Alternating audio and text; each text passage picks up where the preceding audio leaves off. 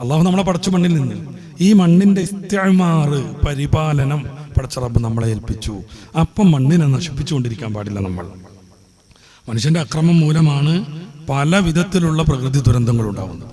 ഖുർആൻ അത് പറഞ്ഞത് നമ്മൾ പലപ്പോഴും കേൾക്കാറുണ്ട്. സൂറത്ത് റൂമിന്റെ 41-ാമത്തെ വാക്യം, ലഹറൽ ഫസാദു ഫിൽ ബർരി വൽ ബഹർ ബിമാ കസബത് അയ്ദിൻ നാസ്. കടലിലും കരയിലും വിവിധങ്ങളായ ഫസാദുകൾ, പ്രശ്നങ്ങൾ രൂപപ്പെട്ടു. ബിമാ കസബത് അയ്ദിൻ നാസ്. ഇവിടെ ഉണ്ടാകുന്ന എല്ലാ പ്രകൃതി ദുരന്തങ്ങളും മനുഷ്യന്റെ നിർമ്മിതിയാണെന്നൊന്നുമല്ല ഞാൻ പറയണത്. അതിന് കാരണമായി തീരുന്ന കുറേ പ്രവൃത്തികൾ മനുഷ്യൻ നടത്തുന്നു എന്ന്. പ്രകൃതി നശിക്കാൻ കാരണമായ കുറേ പ്രവർത്തനങ്ങൾ മനുഷ്യൻ നടത്തുന്നു. ഇത് സൂറത്ത് റൂമിൽ മാത്രമൊന്നുമല്ല. സൂറത്ത് ശൂറയുടെ 30-ാമത്തെ വാക്യത്തിൽ, വമാ അസാബകും മിൻ മുസീബത്തിൻ ഫബിമാ കസബത് അയ്ദീകും. നിങ്ങൾക്ക് വന്നു ഭവിക്കുന്ന പ്രയാസങ്ങളെല്ലാം നിങ്ങളുടെ കരങ്ങൾ സൃഷ്ടിക്കുന്നതാണ് എന്ന് ഖുർആൻ പറയുന്നുണ്ട്. വമാ അസാബകും മിൻ മുസീബത്തിൻ, ഏത് വിധത്തിലുള്ള ബുദ്ധിമുട്ടുകളും. ഇപ്പൊ ക്യാൻസർ വർദ്ധിച്ചുകൊണ്ടിരിക്കുന്നു. എന്താ കാര്യം? ഓസോൺ പാളിക്ക് വലിയ ഓട്ട വന്നു. എന്തുകൊണ്ട്?